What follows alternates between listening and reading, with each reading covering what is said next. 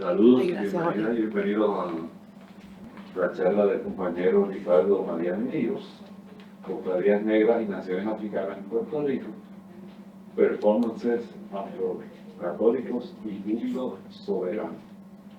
Ricardo Mariani nació y se crió en Ponce, obtuvo bachillerato en Artes y Humanidades con concentración en Sociología en la Universidad Pontificia, en la Pontificia Universidad Católica de Puerto Rico, allá en Ponce. Luego fue a Argentina con Flaxo, la Facultad Latinoamericana de Ciencias Sociales, e hizo una maestría en Antropología Social. Es un obrero de la cultura en el área sur de Puerto Rico. Trabaja ¿qué se llama? La Casa Arte y Cultura de la Playa de Ponce, más también tiene una fundación sin fines de lucro que se llama Proyecto Nangobá, que enseñan capoeira y en general llamean con música brasileña allí en la Plaza de Ponce. Si se quieren dar una vueltita los viernes por la tarde, ¿verdad? Como a las 6:30, 7 de la noche, yo he estado allí con ellos en una ocasión. Así que, sin más, vamos a dejarle con Ricardo para aprovechar el tiempo, un tema realmente fascinante y poco estudiado en Puerto Rico. Así que eres un pionero en esa área también. Muchas gracias por tu colaboración, Ricardo. Gracias a ti. Gracias a ti. Y bueno, buenos días. Nuevamente, sí, mi nombre es Ricardo Mariani, ya me presentaron. Me siento súper honrado y agradecido de estar aquí. Después de algunas peripecias que en el camino lo logramos. Yo casi estaba un poco asustado de que no se pudiera dar, pero lo hicimos, así que estamos aquí. Y agradezco a todos y todas las que detrás de todo esto, ¿verdad?, estuvieron para organizar. ¿Qué puedo comenzar diciendo? Bueno, esto es una investigación que empezó hace más o menos 2 años, en medio de la pandemia, para ser un poco más exacto, y empezó a partir de justamente algo que ya yo tenía como engavetado, y en la pandemia, como mucha gente le dio la vuelta, ¿no?, a la vida, pues decidí como investigar este asunto que partía de la premisa de justamente el nombre que yo tomé para el proyecto de mi fundación, el nombre Nangobá, ¿no?, o el grupo étnico o la denominación Nangobá me llamó mucho la atención, por eso yo la tomé para mi proyecto, pero que cuando empiezo a rebuscar encuentro que esa palabra aparece en un ensayo de José Adalbón, un costumbrista puertorriqueño, que escribió un libro que se llama Las Cosas de Puerto Rico. Y ahí aparece un sinnúmero de ensayos donde recoge tradiciones culturales, como lo era el bando de San Pedro, las carreras de caballos aquí y lo otro, y entre ellos había un capítulo y un ensayo que era la fiesta de San Miguel. Y en ese ensayo aparece, ¿no?, la denominación Nangobá. Y me llamó la atención, y eso pues yo dije, eso en algún momento lo quisiera investigar. En la pandemia pues comencé a tirar de ese hilo y terminó siendo pues la piedra angular y el punto de partida y el reforzado para todo esto que les voy a hablar un poquito hoy, que se trata, ¿no?, de esta organización de corte religiosa, pero que también tenía un impacto social que se llamaba las cofradías. Y voy a abundar sobre eso a medida que vayamos pasando, para que podamos entender más, ¿verdad? Como decía el título, Cofradías Negras y Naciones Africanas, vamos a ver por qué naciones y cofradías en Puerto Rico, y performances afrocatólicos y júbilo soberano. Performances porque vamos a ver que se trabaja a partir de esta exposición que hacían estos afrodescendientes en las calles a través de desfiles, como parte de un performance, y el júbilo soberano retomó ese concepto de Miguel Valerio, que es un estudioso también de las cofradías, y donde pues él ha trabajado con ese concepto en otros casos, particularmente en México, con cofradías afromexicanas, donde pues él expone, ¿verdad?, y explica este concepto y de cómo funcionaba para que los afrodescendientes tuvieran un espacio de soberanía y de júbilo en medio de opresión, ¿no?, y de un sistema esclavista con el que se vivían. Entonces, parto con esta frase de Pablo Garrido. Yo me vine a encontrar esto mucho tiempo después, pero resume en gran medida pues, como decía, la piedra angular o el pie forzado de mi investigación. Y Pablo Garrido escribe este libro, se llama Esotería y Folclores Populares de Puerto Rico, de ese trabajo con unos estudiantes donde se fueron a recopilar información de folclore, de creencias puertorriqueñas alrededor de la isla. Él tenía como un equipo como 80 estudiantes y él los mandó a toda la isla. Entonces, uno de esos estudiantes recoge esta frase de Vega Alta y dice: en tiempos atrás los negros esclavos de Puerto Rico acostumbraban a celebrar el Día de San Miguel todos los años. Lo hacían en la Plaza del Mercado, 29 de septiembre.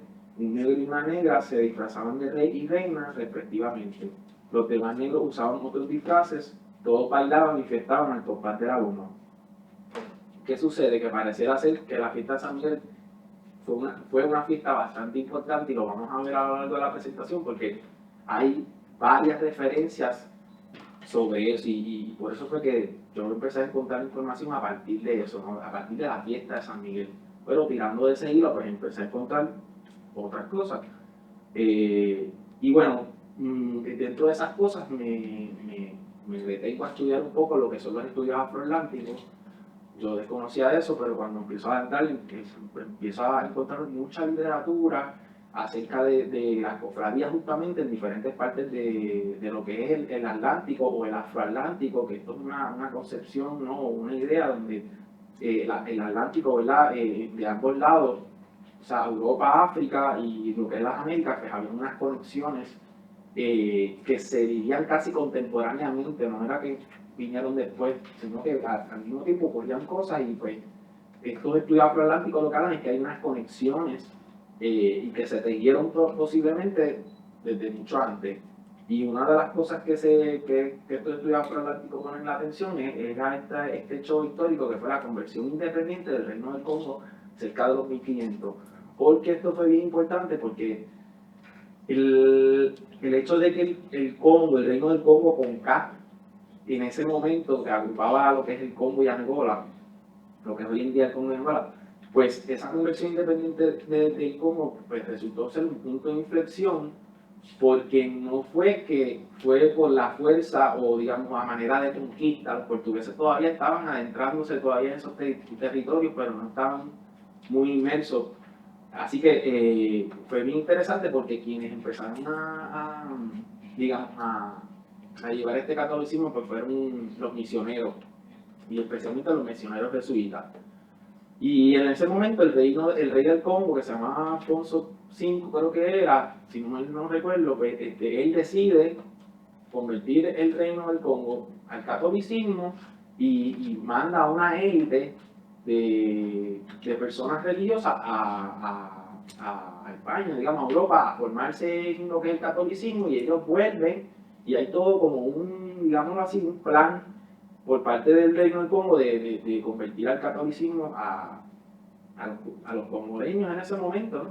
Pero pues no por la fuerza, ¿verdad? Que esto quiero que lo tengamos en cuenta, porque no se trata tampoco de pasarle la mano, ¿no? a lo que fue quizás la institución católica y con sus defectos y todo lo que tuvo, sino más bien a verlo desde otro punto de vista, ¿no? Porque lo que apuntan estos estudios, lo que dicen es que muchas veces caemos en la quizás trampa de que el sincretismo vino mucho después, y lo que se trabaja desde este punto de vista es que ya el sincretismo empezó a cuajarse en esos momentos, o sea, que empezaron a haber un intercambio cuando apenas todavía el descubrimiento, ¿no?, de América y esto se estaba dando en pañales. O sea que es interesante que esto se diera a la par de lo que estaba sucediendo pues en otras partes del mundo. Entonces, pues, eso es bien importante tenerlo en cuenta, porque ahí vamos a ver cómo entonces empieza ese intercambio cultural, y pues que va a haber intercambio de religión, de arte, de cultura material, de rituales, de pensamientos, ¿no? Y básicamente eso también se puede ver a través de imágenes, ¿no? Que se han trabajado mucho. Hay una historiadora del arte muy erudita en este tema que se llama Cecil Fromont. Ella ha trabajado mucho con lo que es el arte, y a través del arte pues ya digámoslo así, encontrado unos rasgos específicos y unos elementos que se empiezan a repetir en el Atlántico. Y aquí, por ejemplo, vemos esta imagen de mediados de 1600, donde estos misioneros jesuitas se están encontrando con este líder allá en el Congo. Entonces vemos varias cosas, como por ejemplo la sombrilla, vemos al rey con su capa, el báculo. Si se fijan también el jesuita tiene un bastón, un báculo. Y tiene también atrás de él, pues tienen eso que está cargando atrás, es un altar que se desmontaba y se montaba, porque los jesuitas realmente llegaron allí sin ningún apoyo de la iglesia. Ellos llegaron con sus cosas y, bueno, a ver lo que pasaba. Y de hecho hay toda una controversia sobre estos acuarelas, porque no se sabe quién fue se le atribuía a Bernardo de Asís, que era uno de los que estaba, pero como fueron pasando de mano en mano, y eso se iba a publicar mucho tiempo, de hecho hubo otras dilemas para publicarlo. ¿Por qué? Porque lo que dice Cecil Fromun es que estos jesuitas vieron las cosas como que en su momento bien prístino, vamos a decirlo así, donde se estaban dando estos intercambios, y por eso es que ella le llama cross-cultural exchange o intercambios interculturales. Porque ya en ese momento, pues esta sociedad congoleña pues, estaba teniendo estos enlaces, ¿no?, con el catolicismo. Y entonces del lado del rey del Congo pues vemos toda la cuestión de la música. Entonces quiero que se mantengan con esta imagen, porque vamos a ver que se va a seguir repitiendo, o por lo menos se va a seguir replicando en otras partes. Este mapa se obtiene de lo que es la plataforma Slave Voyage. Si no han tenido la oportunidad de verlo, es una base de datos bien grande sobre lo que son los barcos esclavistas identificados, desde sus puertos, los capitanes, si llegó, si no llegaron, si pararon. Es una base de datos que se lleva trabajando desde hace mucho tiempo, está online, es básicamente gratis, pero que de ahí se han tenido mucho insumo, y uno de ellos es este hecho relevante de que la gran mayoría, ¿verdad?, de esos millones de esclavizados, de cautivos, pues hubo un gran porcentaje que vino de esta área que se conoce como el West Central Africa, ¿verdad?, o el África Central Occidental, que es justamente donde entonces estaba ocurriendo la conversión católica del Congo. Entonces por eso se cree que vía este pasaje, pues muchas cosas se empezaron ya a llegar a las Américas, pero no que se sincretizaron acá, o digamos, se convirtieron o se intercambiaron, sino que ya estaba habiendo unos intercambios acá, previo, ¿no?, a todo ese tráfico esclavista, que después pues, obviamente va a aumentar. Entonces, pues, este mapa básicamente es para señalar, ¿no?, que muchas veces se ha olvidado que una gran cantidad de cautivos y esclavizados pues, provino de esta área. Pues, entonces eso ya nos llama la atención, ¿no? ¿Qué sucede? Pues dentro de todas esas intercambios culturales, religiosos, de arte, cultura material, pues también estaban las instituciones. Y una de ellas pues, fueron las cofradías.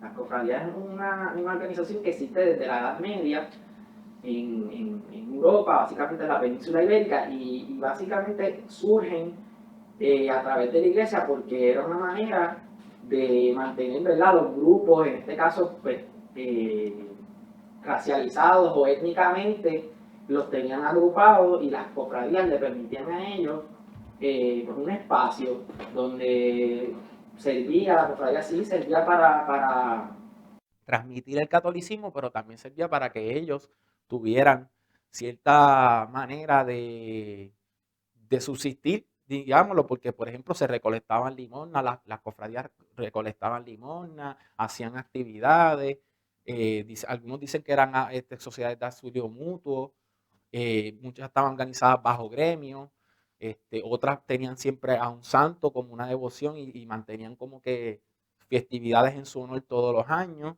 Y bueno, hay todo un sinnúmero de estrategias que utilizaban las cofradías, que es muy interesante, porque pues uno pensaría que pues a simple vista, no, bueno, eso era para mantenerlos controlados, pero la realidad es que a través de estudios se ha dado cuenta de que no, que también funcionaban como espacios de soberanía, de autogestión, porque hay evidencia de que muchas veces recolectaban dinero para manumitir a ciertos esclavizados que querían quizás pertenecer a la cofradía y no podían por ser esclavos, porque esas otras, las cofradías se dividían: pardos, morenos, esclavizados, algunas se juntaban, otras no, otras solamente era de pardos nada más, otras de morenos. Entonces pues había toda una gran cantidad de cofradías de diversas maneras y pues dentro de estas cofradías habían unas prácticas y entre ellas se encontraban los rituales fúnebres y también las coronaciones de reyes y reinas, que es como que una de las cosas que más vamos a ver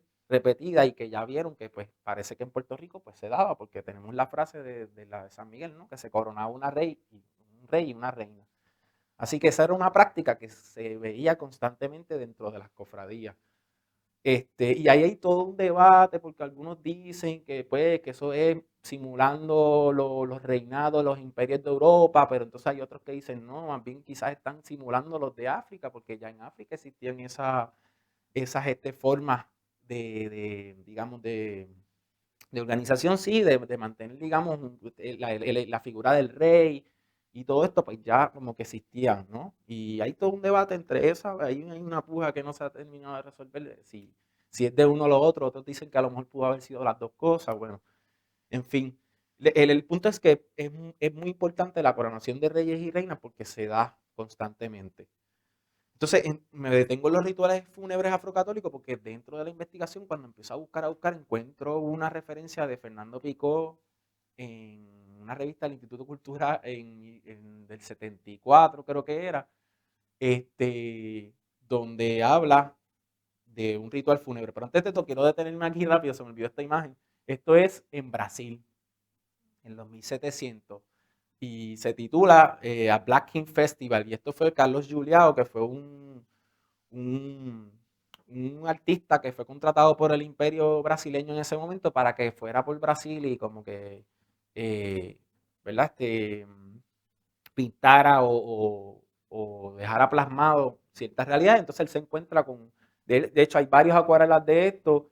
Hay uno que es este Black King Festival, que es solamente rey. Entonces quería que vieran, ver a las marimbas, volvemos a ver la sombrilla, volvemos a ver el báculo, volvemos a ver la capa. 1700 y ahorita estábamos viendo lo de Berlanda así, 1600, o sea que apenas como en 100 años, vamos a decirlo así, pues ya en Brasil se estaba viendo esas manifestaciones de cofradía. Hay una que se llama Queen Festival y hay una que se llama Black and King, entonces salen los dos. Así que él pudo capturar diferentes coronaciones de reyes y reinas en Brasil en los 1700 aproximadamente. Entonces, pues hablando de los rituales fúnebres, yo me encuentro con esto de Fernando Pico, que él lo cita en los lazos de fundación de Utuado, un número de la revista del Instituto de Cultura. Entonces, es bien interesante porque lo que habla la frase, para no leerla completa, es que este obispo, el obispo Pizarro, va a visitar el pueblo de Arecibo y cuando va a la catedral se encuentra que la cofradía de Arcángel San Miguel, que me llamó la atención porque entonces volvemos que aparece la figura de San Miguel nuevamente, y que eran unos morenos que estaban instituidos, o sea, que era una cofradía oficial por la iglesia y que los encuentra realizando unos bancos, que eran unos bailes que dice que una junta donde los hombres y mujeres entraban y hacían unos saraos, que también otra palabra clave, porque saraos pareciera ser que eran unos bailes, pero no eran cualquier baile, eran unos bailes formales que por lo general se tendían a hacer para personas importantes, por lo que uno puede deducir que a lo mejor que a quienes estaban honrando en ese momento, pues a lo mejor era un miembro de la cofradía fallecido o alguien importante. Y lo interesante es pues, que el Pizarro se escandaliza y lo saca de la catedral y le pone la excomunión mayor, ¿verdad? La ata de sentencia, que básicamente eso era como que no podían participar de la cuestión litúrgica oficial. Así que pues fue bastante, ¿verdad? Fue como bien opresivo, digámoslo así, pero cuando uno se da cuenta, en ese siglo justamente los obispos estaban bastante celosos con cómo se estaban llevando las cuestiones litúrgicas y cómo se llevaban a cabo las celebraciones. De hecho, para esa época más o menos se empieza también a prohibir o un poco a regular lo que era la fiesta de Reyes, que vamos a hablar de eso también porque me di cuenta que la cuestión del Día de Reyes también tiene que ver mucho con coronaciones de reyes y reinas negras y de cofradías. Y bueno, pues ese siglo, pues los obispos se dedicaron mucho a reglamentar, a regular y a reprimir un poco a estas cofradías. Y pues esta cita para mí es súper importante, de las pocas que he encontrado donde se menciona la cofradía del Arcángel San Miguel y que es de las pocas que también dice explícitamente que está compuesta por morenos, que para los efectos son afrodescendientes, ¿verdad? Entonces, aquí vamos a ver otra imagen, me va a sustentar mucho en las imágenes por la falta quizás de documentación que hay en Puerto Rico y muchas veces en otros estudios se ha hecho lo mismo. Pues se combinan esta idea del arte, ¿no?, con otras referencias para rellenar esos huecos vacíos. Y en este caso, pues por ejemplo, vemos aquí esto de Jean-Baptiste Debret, otro artista que sí pintó mucho y viajó por toda América Latina. Y entonces es un ritual fúnebre de una fémina negra, se titula la imagen, ¿no? Entonces es bien interesante porque si se fijan, pues están llevándola aquí y van ¿para dónde? Hacia adentro de la iglesia. No, esto es Brasil. Sí, esto todavía es Brasil.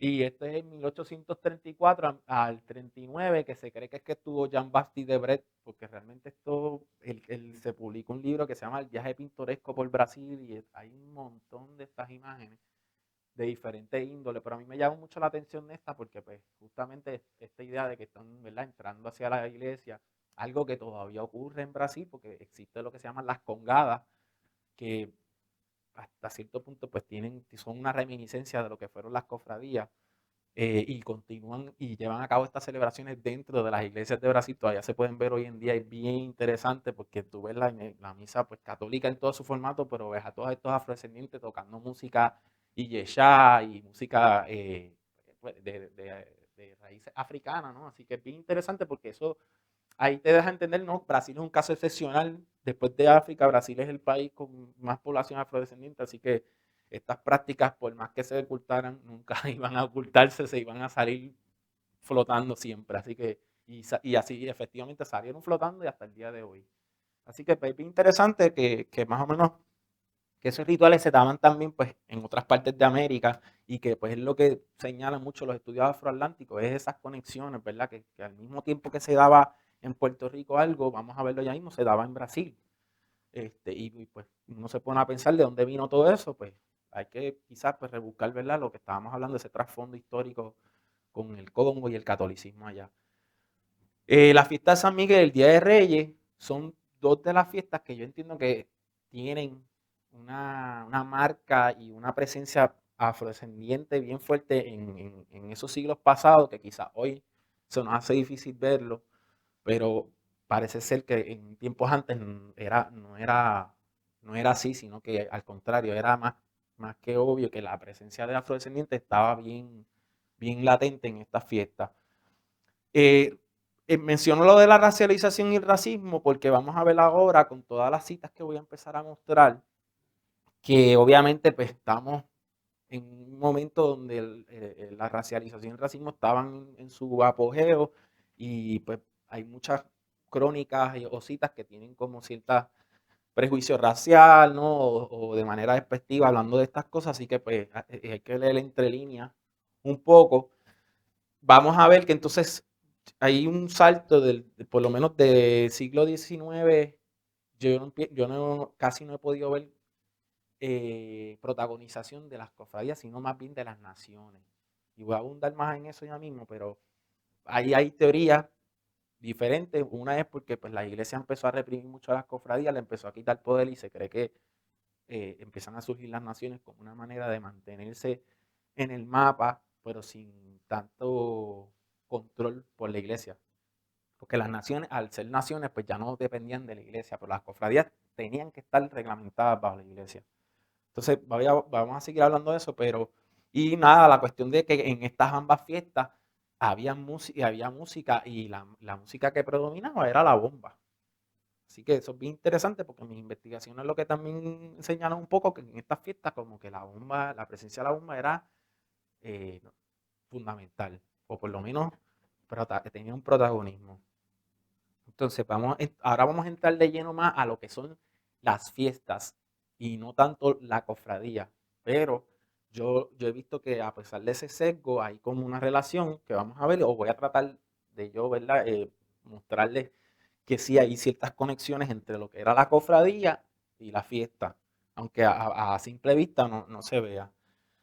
Aquí les voy a mostrar dos fragmentos de lo que es el ensayo de Dawón, que como les mencioné al principio fue la piedra angular para mi investigación. De ahí fue que yo como que me interesé por el tema y que cuando empiezo a leer toda esta literatura de estudios afroatlánticos, de fiestas afrocatólicas en las Américas, a través de un libro también que editó Cecil Fromont, pero que aparecen una serie de autores donde hablan de diferentes casos, estudios de casos de Trinidad y Tobago, de Brasil, de Dominicana, etcétera. Y todos pues hablando en esa clave, pues cuando empiezo a leer eso y empiezo a leer el ensayo de Dawón, veo que hay como cosas que similares. Y en este caso, pues Dawón empieza hablando de que el Día de San Miguel era una cosa grandísima y extraordinaria y que pues habían un desfile de naciones africanas que iban en una visita oficial al gobernador.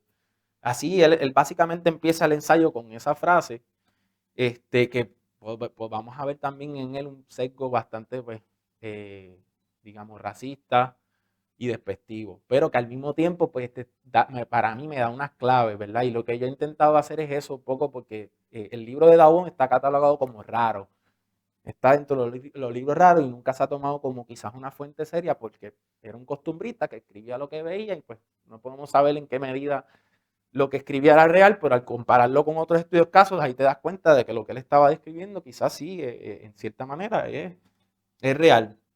Aquí vemos una imagen eh, de lo que es la fiesta de Nuestra Señora del Rosario en Brasil también, cerca de los 1827 a 1835, con otro artista, Johann Moritz Rugenda, que también pintó mucho.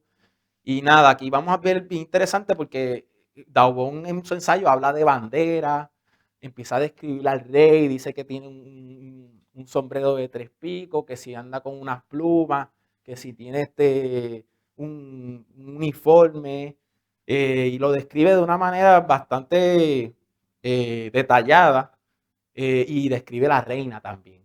Entonces la describe, dice que ella era viejita, pero que todavía se meneaba al son de la bomba. Entonces empieza a describirla que también tenía una indumentaria. Y esas indumentarias se vuelven a ver. Aquí vemos otra vez el rey en el medio, con su corona, las plumas, el báculo, el asunto de las banderas, el asunto de la música, ¿no? Entonces, pues, es interesante que en esta fiesta de Nuestra Señora del Rosario, que es de las más famosas en Brasil y que sigue estando, hay una hermandad en su nombre y que está compuesta por afrodescendientes, o sea, que todavía continúan, pero que en aquel momento era una cofradía bien importante, porque inclusive se cree que una de estas iglesias, porque había una de Nuestra Señora del Rosario para blanco y estaba esta de los afrodescendientes, entonces estaban peleándose por la iglesia, entonces para evitar pelea, los de la cofradía afrodescendiente construyen su propia iglesia, entonces empiezan a haber dos iglesias, y yo no me acuerdo si es esta, pero el asunto es que hay toda una historia detrás de esta imagen que tiene que ver con lucha de poder básicamente entre estas hermandades y obviamente pues los afrodescendientes buscando tener su espacio y tener sus propias prácticas, ¿no? Y no distinguirse pues de esta otra. Entonces sigue Dawón, ¿verdad? Describiendo, entonces está bien interesante, dice, en esa plaza y en la noche de San Miguel se realizaba la verbena más ruidosa de todos los dominios españoles. De hecho, él dice que no se veía nada igual más que en Cuba. La bomba de cada nación ostentaba en el centro de su círculo un gran farol del tamaño poco más o menos de un barril. Construido el farol de regencia o de papel de colores y ostentando algún lema de circunstancias como por ejemplo Viva San Miguel, aquí están los mandingas, Viva el Capitán General y otros más expresivos. Es bien interesante porque también Dawón dice que detrás de los Nangobá, que era quienes pareciera ser que eran los que estaban eh, llevando el desfile enfrente y que el rey y la reina que él describe son, él dice el rey, el de los Nangobá y la reina de los Nangobá, pues él dice detrás de los Nangobá estaban los carabalí, los mandingas, entonces menciona otras naciones, que es bien interesante, ¿verdad? Porque son etnias que todavía se siguen estudiando o que por lo menos se sabe bastante historia de ellas. Sin embargo, de los Nangobá hay toda otra historia que después no la voy a contar aquí, pero pareciera ser que eso pudo haber sido una identidad creada acá para diferenciarse de los demás o que como sugirió Manuel Álvarez Nazario en su momento, que podía haber sido una corrección fonética de otra etnia que vino de allá, pero que acá se nombró de otra manera. En fin, ahí hay como un debate tampoco que está muy resuelto, pero existió y estaba ahí, ¿verdad? O por lo menos, según Daubon, pues era parte de este desfile de la fiesta de San Miguel que se daba en Puerto Rico todos los 29 de septiembre. Aquí vemos pues una imagen de las pocas que tenemos de lo que son los bailes de bomba de Epifanio Irizarry, y la escogí porque me gusta, porque aparece un hombre y una mujer en el medio, como, ¿verdad? Se pudiera asumir que son como los principales, y en ese sentido pues me remite también, ¿no?, a la reina y al rey, que siempre estaban como en el medio de todos estos cuadros artísticos que les estoy tratando de mostrar y que en parte pues dialogan con esto. Entonces ahora voy a darles otra cita, no voy a leerlas completas para que no quedarme ahí, pero básicamente esta es otra cita que pone Arturo Morales Carrión en su libro Auge y Decadencia de la Trata Negrera en Puerto Rico. Y él habla ahí de que a Méndez Vigo le llega una carta de este rey Siriaco Sabat, rey de los Congos de la nación Conga, donde le está pidiendo permiso para celebrar el Día de San Miguel y de Nuestra Señora del Rosario. Qué curioso que entonces les mostré que en Brasil estaba la Nuestra Señora del Rosario más o menos para la misma época, ¿no? Que eso es las conexiones que uno ve y que son interesantes. Entonces es bien interesante porque él le dice, danos permiso, pues va a hacer esto que llevamos haciendo desde tiempos inmemorables, que lo que te da a darle en cuenta la carta, de hecho, ese rey parece que buscó un escribano y le escribieron y la carta le llegó al rey. Y básicamente le está diciendo para poder pedir permiso para hacer esta práctica que desde hace tiempo hacemos y que hacíamos, pues, como dice, la diversión, y para continuar con la diversión, me imagino pues que era tocar la bomba, hacer, ¿verdad? Todo este performance, como estábamos hablando, que era un desfile con música y que posiblemente pues tenía reyes y reinas y reyes, ¿verdad?, envueltos. Pero es interesante porque está pidiendo permiso. Y ahí hay toda también una situación que podemos dialogar más a fondo, pero que tiene que ver con esa cierta represión también por parte del Estado, a controlar estas fiestas, a mantener un poco de biopolítica, ¿no?, de controlar los cuerpos dentro de un espacio. Tenemos entonces otra referencia bien interesante de este misionero inglés, Edward Bliss. Esto se publicó hace poco. Y dentro de eso, como él era un diario, el 5 de junio, víspera de Reyes, de 1831, pues él dice que hay un grupo de negros juntados cerca de las murallas, danzando y bailando con un tambor, ¿verdad? Lo describe más o menos ahí, y que se estaban dando, pero que dice que en uno de los costados del barril decía Congo, o la palabra Congo, y que escuchó que los congos consideraban ellos los más eminentes y que pedían pequeñas prerrogativas el día de San Miguel. Entonces es bien interesante porque en esta frase aparece en una víspera de Reyes la mención de San Miguel, la mención de los congos, la mención de la bomba, y la cuestión de que se pedía, ¿verdad? O hay cierta esta cuestión de la limosna, ¿no?, las prerrogativas, o como vamos a ver en el caso de Víspera de Reyes, que podemos entenderlo, es el aguinaldo, que eso también es bien importante. Sí.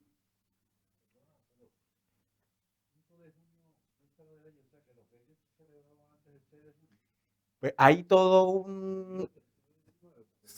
Sí, hay todo... No, hay algo bien interesante, y es que se ha puesto mucho la atención en que parecería ser que los afrodescendientes celebraban la Epifanía y no el Día de Reyes.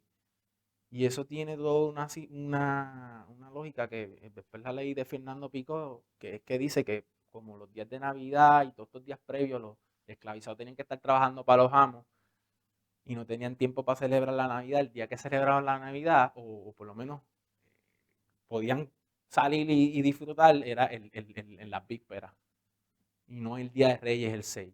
Entonces suele eso. Ah, perdóname, sí. Pues mira, ahí tengo que yo verificar, es verdad. Yo creo que esto fue un error mío. No, perdóname, gracias. Perdón. Yo creo que esto es un error. No va a la víspera de Reyes ahí. Creo que fue el 5 de junio. Gracias. Tengo que eliminar eso. Sí. Y corroborar. Gracias. tenemos entonces otra cita, que esta sí pues tiene que ver con el Día de Reyes plenamente, que es el Aguinaldo puertorriqueño, un libro que se escribió en 1843 por unos estudiantes creo que estaban en España y escriben este libro para hablar de las fiestas de las festividades de Puerto Rico. Entonces en una parte dice, esta frase dice, las trullas de negros con sus bombas y banderas y ataviados con fajas de todos colores, sombreros de 3 picos con plumas y 1000 adornos raros con que les gusta engalanarse para pedir el aguinaldo en un lenguaje especial que suele participar de varios idiomas confusamente amalgado. Aquí sí, pues está haciendo referencia a lo que es la víspera de Reyes, la cuestión del aguinaldo y de la asociación de, ¿verdad?, de estos afrodescendientes con sus bombas y banderas, y más o menos pareciera ser que está dialogando con lo de Dagón, ¿no? Y bueno, esa es otra de las referencias que he podido encontrar y ligarlas a esta investigación. Esta sí que es el 5 de enero. Yo creo que fue que esta me equivoqué con aquella. Aquí sí debería decir Víspera de Reyes. Y entonces esta es otra referencia que sale en el libro de Díaz Soler, la historia de la esclavitud negra en Puerto Rico, en el apéndice, una carta que escribe Luis Carbonell, un español que se baja del barco en el puerto de San Juan ese día y le describe todo, tiene toda una carta y esta no es la única, tiene otro párrafo bien importante, pero para mí este es el más significativo porque menciona negros esclavos Congo, menciona que hay diferentes razas y que no se mezclan y que cada raza forma una especie de cofradía, nombran su rey y lo eligen el día de coronación y las negras una reina y otros oficiales de orden inferior, que esa es otra parte que no había mencionado, pero que muchas veces estos desfiles, además del rey y la reina, tienen todo un séquito atrás con diferentes rangos, o sea que habían ahí diferentes personajes, vamos a decirlo así. Y bueno, dice ahí, ¿verdad?, que pedía que gozan entre ellos bastante prerrogativas y ejercen cierta autoridad en sus juegos y funciones que presiden. Y que todo termina con un gran baile de regocijo y ya al final tira ahí, pues que con el vino y todo, pues que ya la cosa se volvía, ¿verdad?, una fiesta bastante grande. Pero me llama mucho la atención esta cita porque volvemos a lo mismo, es un 5 de enero, es una avispa de Reyes, menciona la palabra cofradía, aunque dice especie, ahí hay un error ortográfico, especie de cofradía, pero que volvemos, el rey, la reina, las prerrogativas, el baile, la vestimenta, ¿no? Es bien interesante que dice que en muchos de buena sociedad entre nosotros no se ve tanto lujo. O sea, que estamos hablando de que estas personas no salían, digamos, en trapo, para decirlo de una palabra, sino que salían de una manera impresionante. De hecho, Dagón se impresiona con el rey porque él dice que lo veía trabajar en la panadería y que estaba allí todo sudado y todo arrepiento y que cuando ese día lo vio, dijo, diante, no puede ser que este hombre esté así vestido, él lo escribe, ¿no?, en su ensayo. Que es bien interesante porque era un día, pues, donde se tejían, ¿verdad?, unas redes sociales. Estos días también de la Epifanía en Cuba. En Cuba hay toda una información que Fernando Ortiz, un antropólogo famoso, pues trabajó, Lidia Cabrera han trabajado, que es la cuestión del Día de Reyes en Cuba, especialmente en La Habana. Hay varios tipos de estos cuadros donde se celebraba el Día de Reyes de una manera bien particular y donde los afrodescendientes tenían como un papel bien protagonista en ella, y aquí pues vemos más o menos ciertas similitudes de lo que hemos estado viendo. Esto fue en 1848, salió en un periódico inglés, y pues nada, vemos bailes, obviamente, vemos las plumas, y vemos al rey y la reina en el medio, y quizás pues por ahí una que otra bandera o símbolo, ¿no? La música, tambores, en fin, pues vemos más o menos una especie de verdad de fiesta bien parecida a lo que hemos estado viendo en otros países, en Brasil o lo que se está describiendo en Puerto Rico. Y pues nada, lo quise poner porque fue un día de la Epifanía también en Cuba. Entonces, ¿qué sucede? Que, como les mencionaba, en el siglo XVII lo más que abundan son las referencias a las cofradías. Perdón, 17 y 18 es más las cofradías. Vemos algo de las fiestas, pero no mucho. Pero entonces, a partir del siglo XIX empezamos a ver más información sobre las fiestas y más información sobre las naciones. Ya no vemos como que esta cuestión de las cofradías como protagonistas, sino más a las naciones. Entonces, ¿Por qué pongo sublevaciones negras y biopolítica? Bueno, porque entonces el siglo XIX también marca un precedente que es la revolución haitiana.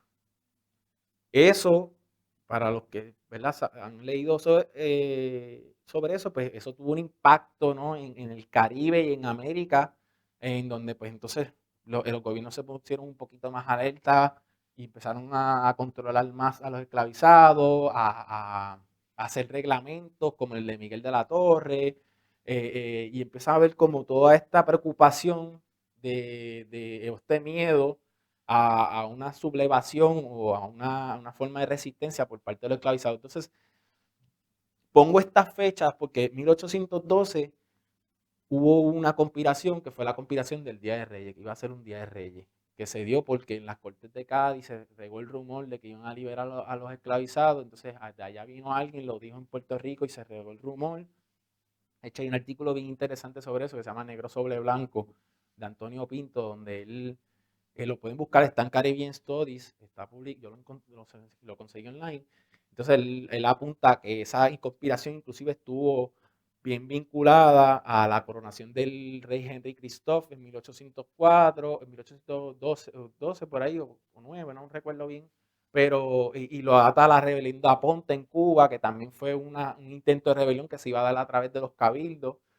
Entonces hay toda una cuestión con esa fecha de 1812, pero entonces pongo la de 1822 porque 1822 fue la que reseña Baral en su libro Esclavo Rebelde, que habla del intento de la conspiración que hubo en Guayama, en Aguabo, que iba a ser un día de San Miguel, donde iba a venir este francés, Ducodray Holstein, que iba a venir con un corillo acá a liberar y declarar la República de Boricuas, algo así.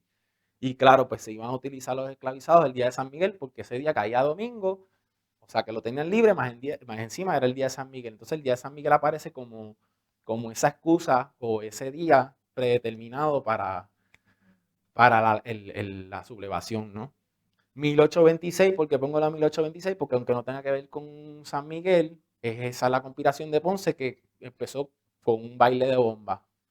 Entonces ahí vemos cómo la bomba ya estaba siendo utilizada y que después de ese año y de esa conspiración sale el reglamento de Miguel de la Torre donde en las diversiones pues dice que los bailes de bomba se tenían que hacer dentro de la hacienda bajo vigilación y que no podían mezclarse con otros de otras haciendas. O sea que ese baile de bomba que marcó ese antes y después en términos de las conspiraciones en Puerto Rico de esclavizados, pues tenía que ver pues con este miedo que tenían con que la bomba se utilizara, ¿verdad?, como forma.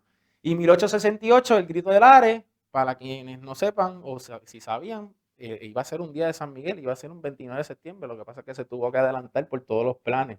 Entonces, pues vemos que ahí que el día de San Miguel, pues entonces estaba atado o por lo menos se repite en 2 ocasiones como una fecha predeterminada para un levantamiento y una que está en el Día de Reyes y la del Día de Bomba. Escogí esas, pero para simplemente hacer las conexiones. Yo retomo el concepto de psicosis colonial de Valerio porque él, en su estudio sobre las cofradías afromexicanas en el siglo XVI, él habla de que, pues, que posiblemente existió una psicosis colonial por parte de las autoridades porque había un miedo constante de que como la gran mayoría de la población era afrodescendiente y muchas de estas cofradías grandes tenían pues grandes adeptos, en México lo que ocurre es que había una celebración de la cofradía donde escogen un rey y se crea el rumor de que esta gente está coronando un rey y se van a levantar, entonces ejecutan a todos esos miembros de la cofradía y claro, se formó como un despelote y claro, el Valerio dice, mira, es posiblemente que hubiera una psicosis donde como que el miedo de que se iban a revelar todo el tiempo estaba latente y yo aplico eso más o menos, o por lo menos intento, ¿verdad?, ver a través de ese concepto la posible represión que empezaron a sufrir los afrodescendientes a través de estos reglamentos, pues vino Juan Primo, o sea, estamos hablando de que todo ese siglo, si ponemos a ver, empezaron a atacar mucho a los afrodescendientes y yo pienso que pues posiblemente era por una psicosis colonial. Una persona, recientemente fui a Costa Rica y una persona me dijo que pudiera reevaluar eso porque a lo mejor el miedo se estaba también utilizando para, para amedrentar Y pues nada, no lo descarto, puede ser, claro que sí. Eh, pero no vamos a saberlo porque realmente pues estamos hablando siempre desde el lado, ¿verdad? De los colonizadores y de la fuente que tenemos. Entonces pues a veces es difícil verlo, pero pienso que pudo haber de las dos. Quizás el miedo pues se pudo haber de tal, pero creo que sí, a lo mejor había un miedo real porque se ve en muchas, no lo vemos en muchas cosas y es posible que por lo de Haití pues más todavía tuviera ese miedo. Entonces menciono lo de cofradías y naciones aquí, abundo, Leah Geller, que también recientemente ha publicado unas cositas sobre esto, pues ella dice que hay un debate en el caso de Buenos Aires, Argentina, en el siglo XVIII, o sea, los 1700, hay todo un debate entre varios intelectuales que han estudiado el tema, entre el asunto de las cofradías y las naciones, porque hay unos autores que proponen que las naciones vienen siendo una evolución de las cofradías y que, como les dije anteriormente, pues pasaron de las cofradías a llamarse naciones para entonces evitar estar bajo la iglesia y tener quizás un poco más de flexibilidad en su manera de aparecer. Pero pues Leah Giller pues, no es la que se para de ese lado, ella dice que ambas existieron, en el caso de Buenos Aires estamos hablando, ¿no? Que ambas convivieron y que sí, se parecían y todo, pero que mientras la cofradía seguía atada a la iglesia, pues las naciones eran más elusivas, podían buscar más estrategias y pues querer identificarlas o reprimirlas, pues quizás iba a ser más difícil. Pues yo pienso que en Puerto Rico pudo haber pasado algo similar, por lo que les comentaba, los obispos estaban detrás de las cofradías, las estaban limitando y pues posiblemente la estrategia de utilizar las naciones como forma de seguir presentándose en la sociedad y de hacer estos desfiles, pues les permitía a ellos como más libertad en ese sentido. Así que pues es un debate que puede estar abierto, pudieron haber sido una evolución, a lo mejor no convivieron. Sí, yo he encontrado que la cofradía de San Miguel en San Juan estuvo activa en la de la catedral hasta los 1850 y tanto. Claro, solamente he encontrado referencias de ellas en unas cosas, pero nada en la fiesta, que eso es lo que me llama la atención. ¿Por qué nada en esto de la fiesta de San Miguel se menciona la cofradía? Y a mí me está raro porque yo sospecho que muchas veces la fiesta empezaba por la cofradía, porque la cofradía era la que, ¿cómo decir?, invitaba o se encargaba de que anualmente se llevara a cabo esa fiesta. Así que ahí puede ser este dilema de la gallina y el huevo, que vino primero, si la fiesta o la cofradía. Eh, pero bueno, esos son temas, ¿no? Todavía que están por resolverse. Entonces, pues las prohibiciones y reglamentaciones de prácticas afrocatólicas, el asunto de la reforma borbónica, como le dije, pues entonces empiezan a atacarse las cofradías, se empiezan a reglamentar todos estos ritos que antes se llevaban a cabo un poquito más libre, pero entonces la iglesia empieza a regularlo, empieza a regular las cofradías, no puede haber muchas cofradías, hay demasiadas, y tú lo ves en los documentos. Y pues todo eso, ¿verdad? Era una manera de quizás controlar esta presencia que tenían o esta organización que tenían los afrodescendientes y que estaban bastante activos. O sea, por lo menos durante el siglo XIX estaban activos. Y el resultado de todo eso, el bando de policía y buen gobierno de 1849 lo dice explícitamente en el artículo 112, dice, en ningún caso saldrán los negros por las calles en cuerpos de nación con bandera u otras insignias sin el permiso del gobierno o de la autoridad local, pena de 10 pesos de multa. Sin embargo, les será permitido celebrar el Día de los Santos Reyes y el Día de San Miguel con las diversiones acostumbradas en la misma forma que lo han hecho hasta ahora. Entonces vemos, para mí esto es bien importante porque vemos que después de toda esa represión que estamos viendo, todos esos reglamentos, se sigue dejando el Día de San Miguel y el Día de Santos Reyes como un día importante y que evidentemente el Estado tuvo que negociar y decir, está bien, lo pueden seguir haciendo, porque entendía que era importante y que era parte, ¿no?, ya de quizás de la cultura y que pues no había manera quizás de controlar eso. Y para mí este bando es bien interesante. Los bandos es algo bien interesante para estudiar porque muchos se enmendaron, eran lo mismo y a veces le quitaban, le agregaban. Y este de 1849 es el último, básicamente se sigue utilizando hasta lo último. Y bueno, es bien interesante, ¿no?, que el día de San Miguel y el día de Santo Reyes aparezcan como esos días que se podía permitir. Y ya estoy acabando, ya esto es lo último. Puse estas dos imágenes recientemente, estos días antes de venir para acá, porque dos cosas me llaman la atención. Este cuadro que se llama La Adoración de los Reyes Magos, que todavía hay un debate y no se sabe quién es el autor. Hay unas personas que escribieron algo sobre la representación del negro en la pintura religiosa, creo que es algo así se titula. Pues dicen que este es el primer cuadro, que no se sabe si fue hecho por un puertorriqueño o por un taller de unos colombianos.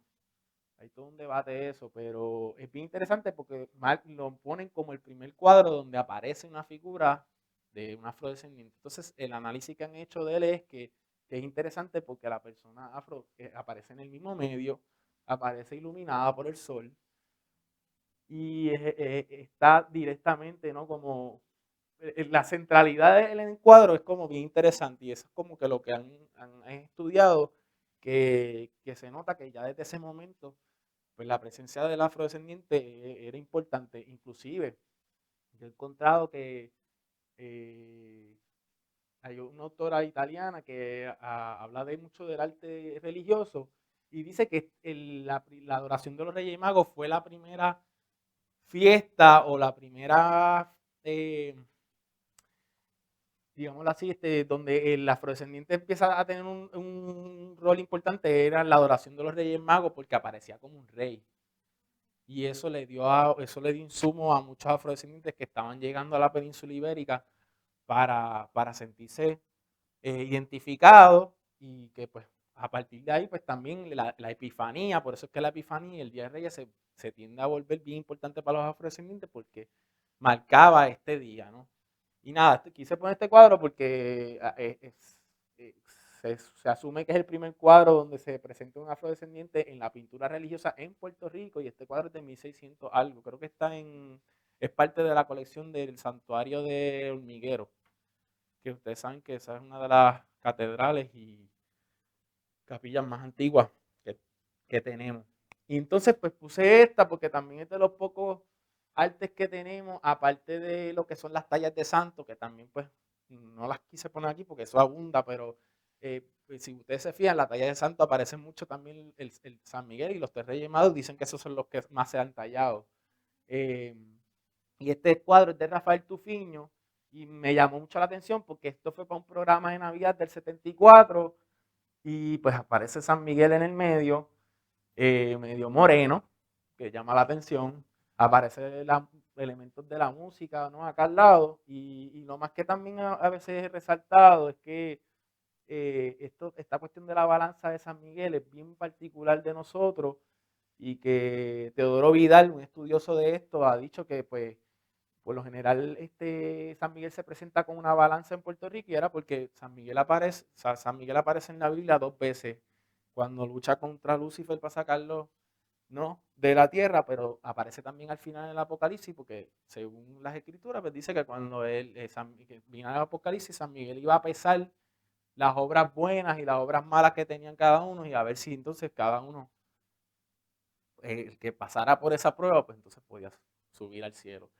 Me llama la atención porque la cofradía que ve el obispo en Arecibo en 1729 estaba haciendo unos bancos, les mencioné, y yo busqué qué eran los bancos. Encontré que en República Dominicana existe todavía una cofradía que se llama la Cofradía del Espíritu Santo, que data de mucho tiempo y que hoy en día quienes mantienen esa práctica es una familia y ellos fueron reconocidos por la UNESCO y todo. Entonces ellos celebran este tipo de baile. Entonces el banco es el baile que se hace al tercer año de la persona muerta. Y hay toda una cuestión ahí que se ha estudiado, que es que pues, esto tiene que ver también mucho con lo que es la cosmología bantú, donde el reino de los vivos y los muertos conviven. Y por eso es que hay como toda esta cuestión del velorio, que también aquí lo vemos, el baquiné, o los velorios que se hacen al año del muerto o al tercer año, como es en el caso del banco. Prácticas que quizás ya no se llevan a cabo acá, pero que, por ejemplo, en Dominicana, pues sí se llevan a cabo y que pues están bien vinculados a estas tradiciones. Bantú se refiere, ¿verdad?, a estos pueblos que estaban ubicados en el África Central más o menos y que pues tenían una cosmovisión eh, pues bastante diferente, ¿no? a lo que es el mundo del West Africa más arriba, el mundo Yoruba, y que a su vez por eso es que se cree que el mundo bantú y el catolicismo como que pudieron entenderse hasta cierto modo, porque por esa cuestión de mantener como que el mundo de los vivos y los muertos como que en constante comunicación, como quizás pues pasa también en el catolicismo, donde pues se mantiene, ¿verdad? La cuestión de los velorios y hay un asunto pues, más predominante que pues se tiende a pensar que viene de ese lado más que de la cuestión de pues, creer en deidades o en elementos de la naturaleza. Eso lo quiero dejar ahí porque eso es bien mucho más profundo, pero digamos es un insight o una pista que a mí me ha hecho mucho ruido y de por qué San Miguel y cómo, ¿verdad? Los vínculos que puede tener con la cuestión africana, en este caso, pues, viéndolo desde ese punto de vista con el Congo y el mundo bantú, pues, para mí, pues, me hace mucho más sentido que otras cosas. Que, de hecho, para los 1700 se había hecho en el Congo católico una iglesia erigida a nombre de San Miguel. Que vuelvo y digo, no es que eso sea, pues digo que es una posibilidad, ¿ok? Es una posibilidad que es para entrar más en detalle en otro momento. Y nada, pues las conclusiones. La importancia de la tradición afroatlántica al interior de las cofradías y sus festividades como un producto, ¿verdad? De esas relaciones que estábamos hablando al principio entre el Congo y la Iglesia Católica a los 1500, o sea, muy temprano. La cuestión de la devoción del Arcángel San Miguel y su vínculo con las comunidades afrocriollas en Puerto Rico. Menciono afrocriollos porque ya podemos indagar ahí, pues los morenos, no tan solo quizás los bozales, también estaban los criollos. Muchas veces se cree que quienes mantenían estas cofradías eran personas que posiblemente sabían leer, ya tenían ya eran más criollos, por decirlo de una manera, ¿no? Estaban más acoplados y entendían el lenguaje, así que pues por eso es que me parece que dentro de todo este movimiento de cofradías y naciones, pues predominaba este tipo de población que no necesariamente eran los africanos bozales. El Día de San Miguel, Día de Reyes, como ejemplos de júbilo colectivo y performances afrocatólicos, como dije, el júbilo colectivo, júbilo soberano, esa idea de que estas comunidades conseguían cierta soberanía y cierto júbilo en un espacio de opresión donde no tenían acceso a muchas cosas. Ese día posiblemente era el día donde ellos más libres se sentían y donde podían manifestarse de acuerdo a sus tradiciones o de acuerdo a estos intercambios culturales, porque lo que también se menciona es que esto que pasó en el Congo, cuando pasó es como si el tiempo se hubiera detenido allí porque las prácticas religiosas que llegaron allá eran medievales. Entonces por eso se cree que muchas de estas prácticas que se continuaron haciendo acá tenían un corte medieval y obviamente pues no estaban actualizadas con los preceptos de la iglesia, y por eso es que la iglesia empieza como a atacarlo, porque ya las consideraban como fuera del orden establecido. Estuvo el Concilio de Trento, que eso tardó muchos años, que era para regular todas esas fiestas, entonces por eso se cree que ese impacto, ¿no? del catolicismo tan temprano allá, pues dejó unas huellas que se quedaron como en el tiempo, y estas prácticas, las coronaciones de reyes y todos estos desfiles, vienen de la era medieval. Entonces, básicamente, pues, podemos decir eso, que se mantuvieron preservadas a través de estas cofradías o estas naciones. Y pues el rol protagónico de la bomba durante estas festividades, como lo vimos, así como en las conspiraciones, pues la bomba estuvo presente ahí constantemente. Y pues es interesante que la bomba, ¿verdad? Hoy que la vemos como algo muy quizás común, pues en aquel momento quizás era algo extraordinario y que para estas personas y estas fiestas pues era nodal, era primordial tener esa celebración y poder manifestarse quizás de esa manera. Así que creo que con eso acabo, a quitar las referencias de la cita y bueno, gracias por su atención. Imagino que tienen preguntas, así que adelante. ¿Quién quiere empezar? A castigarme, castígame. Me encantó, gracias por la presentación. Gracias. Gracias. Yo quería saber en qué medida esto de cofradía es un concepto como racializado, o sea, cuando hablan de cofradía solamente se refiere a estas organizaciones de personas afrodescendientes o si habían otras cofradías dentro de la religión católica que no tenían que ver con personas. Sí, habían inclusive de indígenas hubieron, y como mencioné, como eso empezó en la Edad Media, es bien interesante porque las cofradías realmente surgen en un momento cuando España estaba retomando la península ibérica y quería expulsar a los moros. Entonces las cofradías se volvieron como esa herramienta de volver a llevar el catolicismo y de que las prácticas se volvieran. Entonces las primeras cofradías son de judíos, de personas que estaban convirtiéndose al catolicismo, pero que cuando pasan a América, pues empiezan a tener otro matiz, y en este caso, pues se empiezan a incorporar los indígenas. O sea, hay cofradías de indígenas en Perú, en muchos lugares, están documentadas. O sea, que no solamente exacto eran para afrodescendientes, era para personas aborígenes, moros, todos los que no fueran católicos en ese sentido. Y entonces, en términos de la temporalidad, después de la abolición de la esclavitud, tú no encuentras más estas cuestiones de La cofradía. Exacto, lo que yo podía encontrar es, en el caso de la de San Miguel, que es la que a mí me llamó la atención, como mencioné ahorita, le pude seguir el rastro hasta el 1850 y tanto, que estaba todavía activa. De hecho, estaba activa esa y la de Santa Rosa de Lima, que también parece que estaba compuesta por personas morenas. Arturo Dávila escribió algo sobre eso y dice que fueron las únicas que se mantuvieron activas, y que eso era un caso bien excepcional porque en el resto de América ya estaban como que desapareciendo las cofradías. Por lo que decía la reforma borbónica y toda esta represión empezaron a limitarlas, y entonces pues obviamente cada vez había menos, y de estas en el caso de Puerto Rico pues se ve una merma bien terrible en el siglo XIX, y la sigues viendo pero en menor medida. Y pues como que sí, como que hay algo interesante ahí que pienso yo que pudo haber sido por toda esta represión y todo esto, que como que las dejaron, se fueron pues, digamos, debilitando en ese sentido. Porque en el siglo XVII tenían una fuerza, porque para hacer esos rituales dentro de la iglesia era porque tenían una presencia, pero cuando empiezan a limitarla, pues ahí tú ves que empiezan en los documentos, pues no aparecen mucho, bien poca información. Errol tenía por ahí. Sí, pero volviendo a la pregunta de las cofradías, mira, explícanos algo. Las cofradías, cuando se organizaba una cofradía, ¿era iniciativa de la misma iglesia con carácter más o menos oficial, o había una mezcla de cofradías que organizaban la misma gente y buscaban la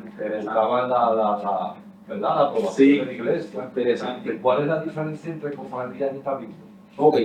Pues sí, definitivamente se daba de las dos maneras. He encontrado que, por ejemplo, muchos de los que fundaron cofradías tenían que ver con las órdenes. Las órdenes religiosas fueron bien importantes porque, claro, como decía, los jesuitas en el Congo fueron digamos, a difundir el catolicismo. Pues lo mismo pasaba un poco acá cuando empezaron a llegar las órdenes de Dominico, que es una de las primeras que llega. Pues se le atribuye mucho a ellos la fundación de cofradías, pero también surge de otras necesidades, como por ejemplo el Hospital de la Concepción, que se habla mucho del de San Juan. Pues como quienes atendían muchas veces eran a los esclavizados, los enfermos, los marginados, pues las cofradías empiezan también a surgir muchas veces dentro de esas necesidades, específicamente en los hospitales, donde se necesitaba. Había todo un asunto dice, una de esas principales razones era por la cuestión de la muerte. De hecho, muchas cofradías se fundan por ese miedo, porque la idea de que tú te murieras y que te tiraran por ahí, eso era como que lo más horrible que podía pasar. Entonces, pues las cofradías se encargaron en estos espacios como en los hospitales o en los cementerios, eran los que entonces se cargaban de que tuvieran un entierro digno a través de la recolecta de dinero. Entonces, pues muchas veces, a veces podía surgir de órdenes religiosas que eran las que decían, no, pues vamos a fundar una cofradía porque aquí hay una población marginada que necesita de esta ayuda, pero también podía pasar de surgir de una necesidad, como por ejemplo de todos los hospitales, los cementerios, o sea que podía haber de los dos. Inclusive hubieron cofradías que no fueron reconocidas por la iglesia. O sea que se daba el caso, que pudiera haber sido el caso también de esta de San Miguel, que a lo mejor por eso es que yo no la encuentro por ningún lado, porque a lo mejor había una oficial, pero a lo mejor había una extraoficial. Porque cuando se hace también en Puerto Rico acá se hizo como un tipo de concilio de Trento, pero se me olvidó el nombre como era que se llamaba, pero se hizo una reestructuración de esas cosas y en uno de los incisos dice que no se funden más cofradías porque ya estaban, y que si no estaban oficializadas, que no podían ser reconocidas. O sea que pudo haber pasado que se hicieran cofradías de la noche a la mañana porque una comunidad o alguien lo dijo, pero a lo mejor nunca se reconoció. Y otras pues sí estaban reconocidas y eran oficiales y dependían de la iglesia y sí estaban atadas a la iglesia porque ellos tenían que, muchas veces las cofradías eran las que limpiaban también la iglesia, mantenían las figuras. Entonces pues se daba de las dos. He encontrado que se daba de las dos. Ah, perdóname, y los cabildos. Eso es interesante. Yo he encontrado que cabildo y cofradía pareciera ser que en algún momento, de hecho lo leí en algún momento de algún autor, que parece que podían ser conceptos intercambiables hasta cierto punto. Pero sí hay algo bien, bien curioso, que es que los cabildos no funcionaban bajo la iglesia. En el caso de Cuba, por ejemplo, había muchos cabildos, pero no eran necesariamente, tenían un santo, pero no estaban regidas por la iglesia, eran organizaciones más civiles. Entonces, pero se comportaban como cofradías. Y las cofradías, aunque estaban bajo la iglesia, se comportaban casi como cabildos, porque ahí se tomaban decisiones, se juntaban. Entonces, pues es interesante porque sí son diferentes, pero parece que compartían algo en común.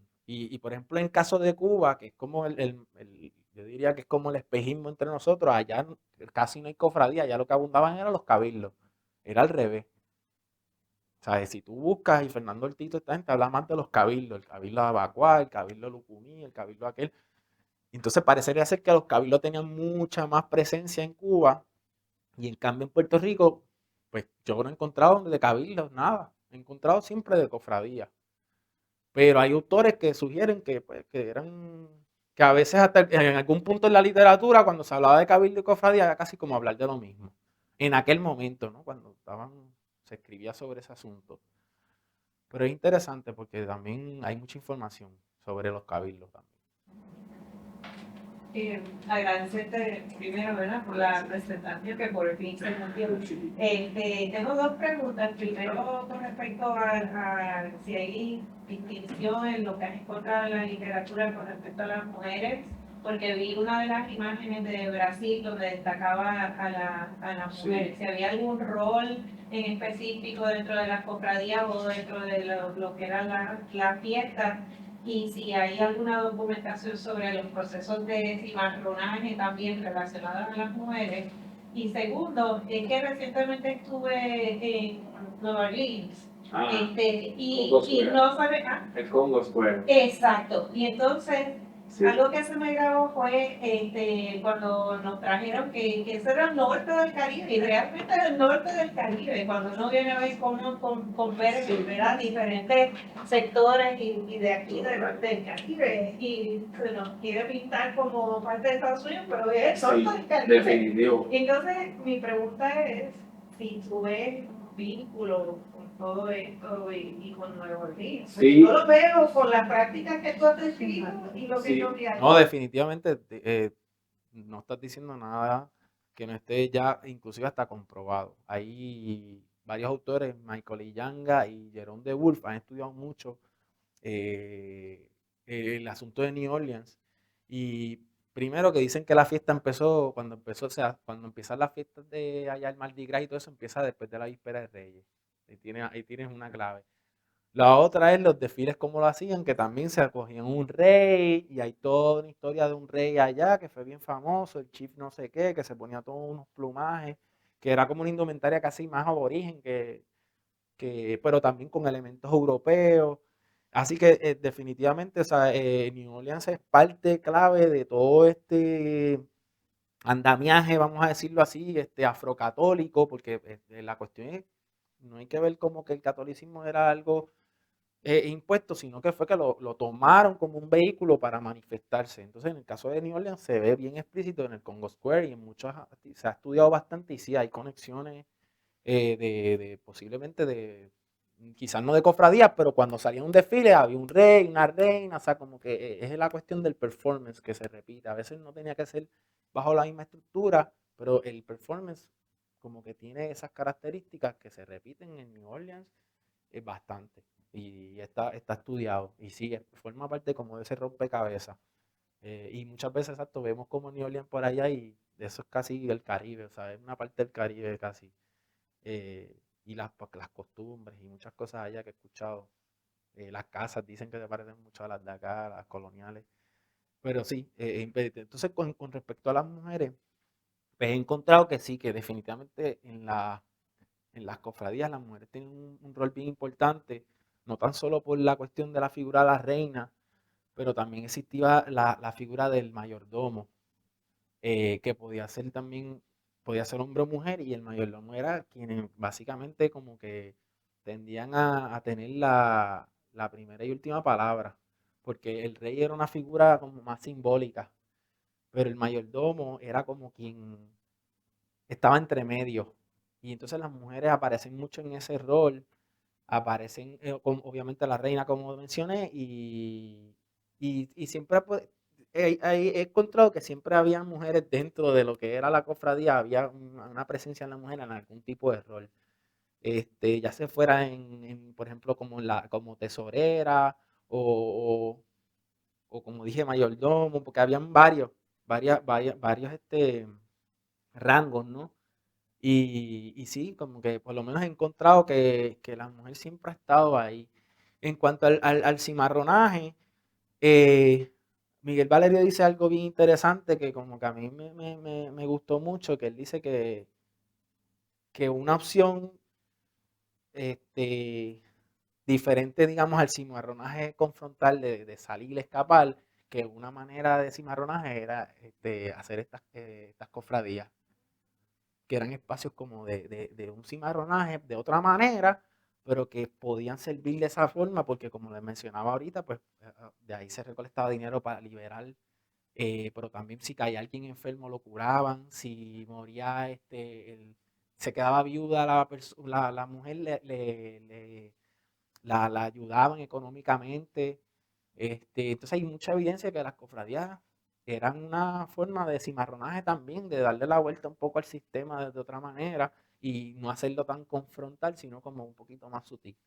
Y pues Miguel propone, ¿verdad? Un poco como una alternativa al cimarronaje confrontal, pues era meterse en estas cofradías, en estas formas de organización, porque entonces por ahí pues negociaban, conseguían cosas que necesitaban, obviamente pues tenían cierta interlocución entonces con el Estado o la iglesia y había negociaciones y pues era quizás es una forma de cimarronaje más solapado, pero era una manera de también un poco atacar el sistema en ese sentido o por lo menos darle la vuelta. Sí, Nada, tú has hablado de alegría colectiva, de alegría soberana. Yo quiero preguntarte qué tú piensas, ¿verdad? De eso, de la alegría colectiva, o sea, todas las posibilidades que has hablado sobre la función de eso, Sí. ahí, o sea, hay evidencia de que se haya planificado, o sea, creo que mencionaste de que va por un vínculo con esa resistencia o esas rebeliones que hubo, pero ¿qué tú piensas Bueno, de la alegría colectiva? Eso es bien interesante. Yo retomo a Miguel Valerio, pero Miguel Valerio a su vez retoma a Montaner, Negrón Montaner, se me olvidó su nombre, Frances Negrón Montaner, que ella habla de Colonial Joy, básicamente él parte de esa premisa, ¿no? de estos estudios de esta puertorriqueña de la diáspora que dice que como en Puerto Rico pues el júbilo es una forma también de colonial, en el caso de nosotros, y de cómo cada vez que hay una protesta o algo sacamos un barril o un pandero.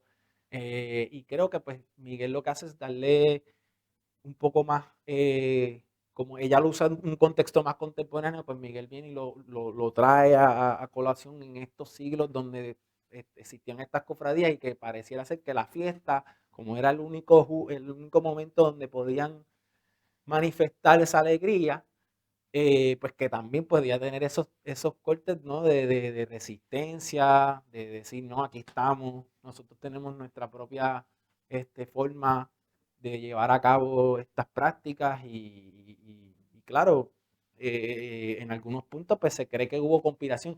Es bien interesante porque todas estas conspiraciones, inclusive la de México, pues nunca estuvieron comprobadas. Todos fueron porque se escuchó un rumor, porque aquel dijo que no sé, porque aquel choteó y le dijo al otro que. Entonces nunca hubo una evidencia concreta de eso, entonces no sabemos hasta qué punto sí era un camuflaje para una rebelión o un levantamiento, o si sencillamente realmente volvemos otra vez a esta psicosis colonial de que no, esta gente está coronando un rey, esto hay que pararlo porque se nos van de aquí no se levantan. Eh, entonces, pues es interesante porque yo creo que el asunto de la alegría y el júbilo, pues nosotros los puertorriqueños lo tenemos bien presente, pero creo que en otros países de América Latina pasa lo mismo, ¿no? Siempre hay como que en las protestas hay el ruido, y claro, exacto, que es un elemento que vamos, nos acompaña a muchos de estos procesos y que evidentemente, pues, era una herramienta eh, poderosa, poderosa que pareciera ser que era un baile inocente, pero tenía a lo mejor quizás un mensaje bien profundo. Ya son las 12. No. Dale. Una mención. ¿Qué? Ya que nos Perdón. Gracias,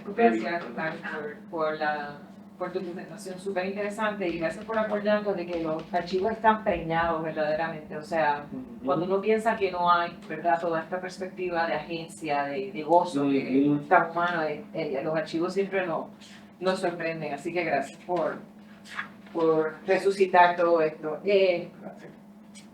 También, se ha investigado también de la posibilidad, ¿verdad?, en el sistema de cofradía, en el sistema de la comunidad cimarronales, que también, de la misma manera que se replica el reinado, ¿verdad?, de las etnias africanas, que también, ¿verdad?, me encuentro que, como tú bien dices, tiene un paralelo con la Edad Media, pero ¿verdad?, va mucho más allá ¿verdad?, de un sistema organizativo de muchas comunidades a través del mundo. Que si también, como también la esclavitud existía en África, aunque era muy distinta cuando viene la intervención de los europeos, cómo todo eso se maneja. Pero yo he leído artículos sobre cómo también dentro de los cimarronajes había esclavitud, había un tipo de esclavitud. Entonces, no sé si tú has encontrado algo sobre eso y si la hubo, cómo se distinguía. Si se distinguía, me imagino más como un reflejo del tipo de esclavitud que existía en África, que era otro tipo de concepto. Bueno, entonces quería ver qué tú has encontrado con relación a eso. He encontrado, como les dije ahorita, ¿verdad? Como que habían cofradías que sí permitían esclavizados y otros no. Pues sí también he encontrado que podía existir, digamos, he leído que estas cofradías podían tener esclavizados dentro como miembros, pero los ponían a trabajar para que ellos mismos aportaran a su libertad. Que en ese sentido, pues a lo mejor una manera todavía de que pues los mantenían un poco sujetos a esa cuestión y de que todavía eras esclavo hasta que no te compraras la libertad y que muchas veces pues ellos mismos tenían que aportar a ese capital. O sea, realmente las cofradías hasta cierto punto se formaron, eran parte del sistema. Así que no eran del todo como santitas en ese sentido, tenían sus contradicciones y una de ellas era esa, ¿no? Podían haber esclavos dentro de la cofradía, pero seguían siendo esclavos y tenían que comprar su libertad. O o en otros casos, pues, como lo dije ahorita, hacían un pote y lo liberaban por X o Y razón, pero a lo mejor ese pote no fue que era, no se lo sacaron, fue él que lo fue aportando a lo mejor. Así que hubo como hay toda una, hay estudios más profundos sobre esto que sí, como que señalan que las cofradías todavía estaban sujetas al sistema y que por más que intentaban quizás darle la vuelta, pues a veces caían en esas trampas, ¿no? Y pues, digámoslo así, podían seguir replicando formas de esclavitud o formas de opresión dentro de ellos mismos, ¿no? Así que pues por ahí va un poco la cosa. No he profundizado mucho en ese tema porque no he encontrado solamente esas pocas referencias que sí mencionan esos casos. Gracias. Sí, no, es que dos cosas con relación a lo que había dicho Belén del júbilo, que me parece interesante que primero se hablaba de esclavitud benévola Ajá. en la historiografía, como que si ellos estaban bien haciendo. Ajá. Luego se pasa, ¿verdad?, a una visión crítica de mirar la resistencia, pero entonces creo que ahora hay como esta nueva mirada de pensar en, no es que sea benévolo, ¿verdad? Es otra cosa, Claro. pero de que todavía hay pues disfrute y puede haber goce Exacto. dentro de la situación, ¿verdad?, de opresión, pero visto como el goce como una rescate de la humanidad, ¿verdad?, de las Exactamente. personas. Entonces, como que me parece un giro interesante de ver esto de los júbilos, Sí, sí. de la alegría dentro de Y De hecho, espiritualidad. Sí, y de hecho por ahí que cuando Miguel en su libro Sovereign Joy explica el concepto, él empieza hablando de eso, de como que, bueno, se le negaba a la humanidad. Entonces existía un ser negro, existía un júbilo negro, porque si se le niega la humanidad, pues no podían tener eso. Entonces lo que él dice, no, al contrario, lograron tener ese júbilo, lograron manifestar ese ser negro en ese ambiente donde se les negaba a la humanidad. Entonces, pues básicamente, exacto, el júbilo viene siendo como esa vuelta de tuerca y una reafirmación a ese ser negro, a ese júbilo negro, a esa forma de celebración que tenían ellos y que ellos buscaron la manera de manifestarlo y de decir, mira, nosotros también somos humanos, nosotros también tenemos como derecho a eso y tenemos como que todo el, el privilegio también de participar o de ser, digamos, el júbilo, ¿sabes? Mantener ese, porque él parte también de una premisa de que el júbilo como casi como una manera filosófica, ¿no? De, de llevar la vida, que él dice como que no es júbilo solamente alegría, es la capacidad de afectar y afectar a otros. Y eso lo saca de Spinoza, este filósofo de mucho tiempo atrás. Entonces, pues él lo que hace es que lo combina un poco para, a través de este caso de México, pues demostrar ese júbilo colectivo. En la sociología, el júbilo realmente es el fundador de la sociedad, o sea, de la sociabilidad, la posibilidad misma. El fundador es el religar, es el unir, y por eso dicen que los dioses, está Zeus, pero el más importante después de él realmente es Baco. Claro. Es Qué interesante, sí, definitivo. Por ahí que va. Es siempre el reverso del orden que Exacto. tiene que existir, porque sin eso no habría sociedad. Punto. Vamos a darle las gracias al compañero. Podemos seguir conversando, pero para parar la grabación. Gracias.